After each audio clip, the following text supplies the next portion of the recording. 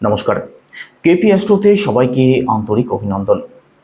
আজকের এই আলোচনাটি শুধুমাত্র মেষ রাশি অর্থাৎ অ্যারিস সাইনের প্রতিটি মানুষের জন্যই বিশেষ থেকে অতি বিশেষ গুরুত্বপূর্ণ থাকবে। কারণ আজকের এই আলোচনার মধ্যে দিয়ে আমরা জানবো 16 থেকে 31 অক্টোবরের রাশিফল নিয়ে।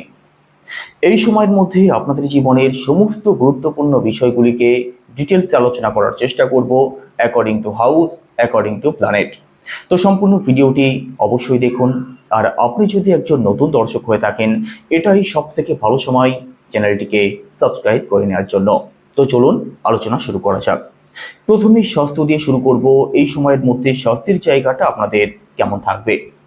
দেখুন, ফার্স্ট হাউস থেকে আমাদের স্বাস্থ্যকে বিচার করা হয়, আমাদের পার্সোনাল লাইফকে বিচার করা হয়।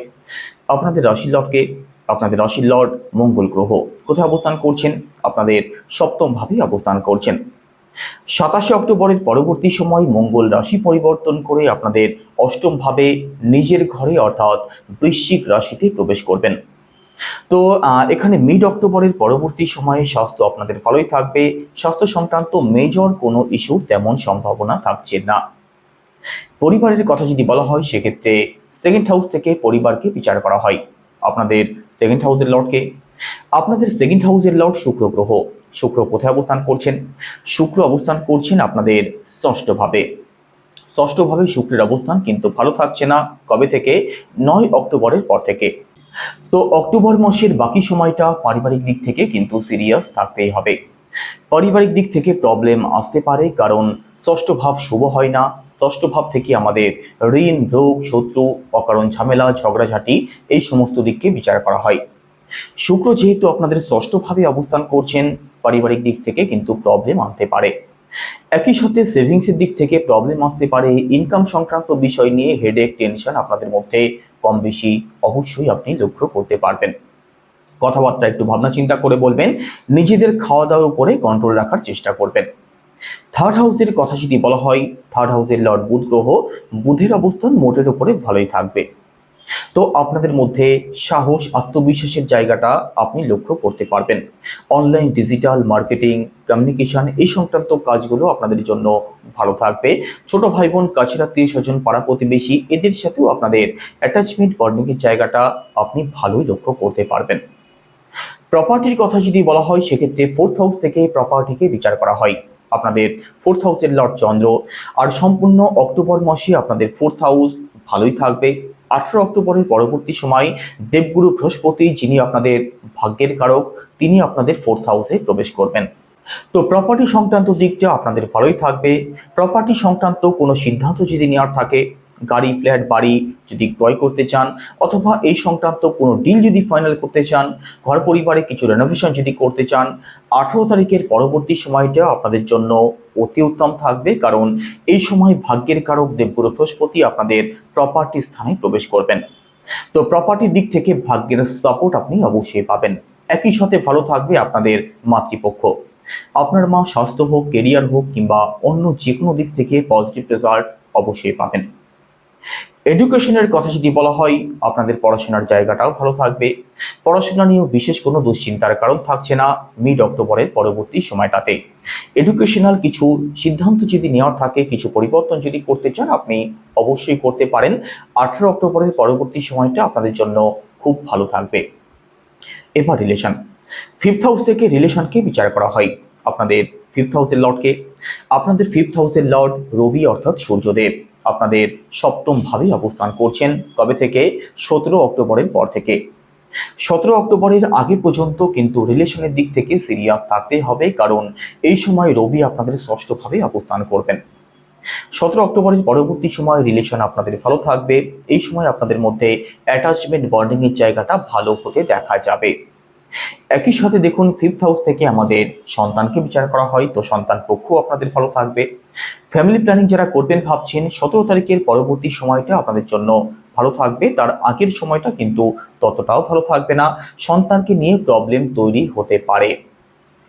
17 অক্টোবরের পরবর্তী সময় সন্তানের দিক থেকে পজিটিভ রেজাল্ট আপনি অবশ্যই পাবেন। একই সাথে দেখুন, দাম্পত্য জীবনের কথা যদি বলা হয়, সেক্ষেত্রে সপ্তম ভাব থেকে দাম্পত্য জীবনকে বিচার করা হয়। সপ্তম ভাবের লর্ড শুক্র গ্রহ। আর শুক্র আপনাদের ষষ্ঠ ভাবে অবস্থান করছেন। ষষ্ঠভাবে শুক্রের অবস্থান ভালো থাকবে না, তো দাম্পত্য জীবনের দিক থেকেও কিন্তু সিরিয়াস থাকতেই হবে। দাম্পত্য জীবনে ছোটখাটো বিষয় নিয়ে প্রবলেম তৈরি হতে পারে, কথা কাটাকাটির মতো পরিস্থিতি তৈরি হতে পারে, অথবা যে কোনো বিষয় নিয়ে আপনাদের দাম্পত্য জীবনে কিন্তু আনস্যাটিসফ্যাকশনের মতো জায়গা থাকতে পারে। তো একটু সিরিয়াস থাকার অবশ্যই চেষ্টা করবেন। ভাগ্যের কথা যদি বলা হয়, নবম ভাব থেকে ভাগ্যকে বিচার করা হয়।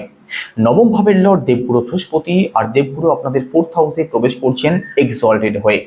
তো ভাগ্যের ফুল সাপোর্ট আপনাদের প্রাপ্তি হবে। এতদিন দেবগুরু বৃহস্পতির উপরে রাহুর প্রভাব পড়ছিল, তো ভাগ্যের ফল পেতে অনেক অংশেই কিন্তু বঞ্চিত হয়ে যাচ্ছিলেন।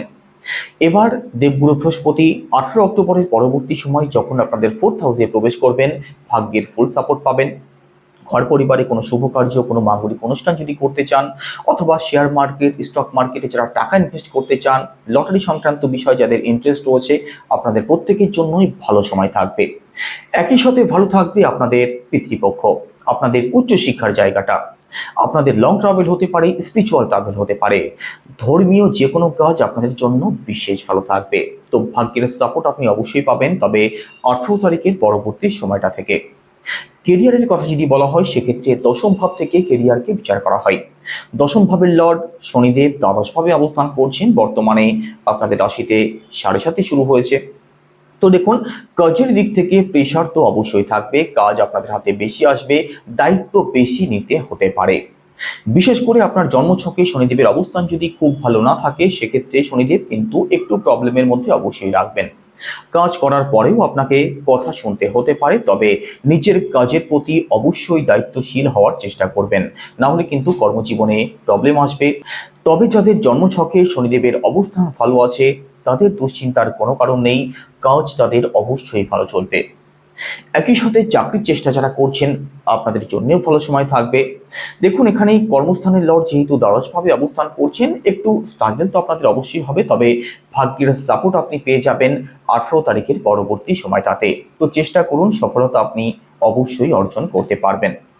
ব্যবসা যারা করেন, ব্যবসাতেও কিন্তু একটু আপ অ্যান্ড ডাউন অবশ্যই থাকবে, কারণ সপ্তম ভাব থেকে ব্যবসাকে বিচার করা হয়, আর সপ্তম ভাবের অবস্থান ভালো থাকছে না। তো মিড অক্টোবরের পরবর্তী সময় কি উপায় অবলম্বন করবেন? প্রথমত শনির বীজ মন্ত্র জপ করতেই হবে, সেটা কি ওম প্রাম প্রিম প্রংসা শনিশ্বরায় নমঃ, রোজ 108 বার। একই সাথে শুক্রের বীজ মন্ত্র জপ করুন, সেটা কি ওম দ্রাম দ্রিম দ্রংসা শুক্রায় নমঃ, এটাও রোজ 108 বার।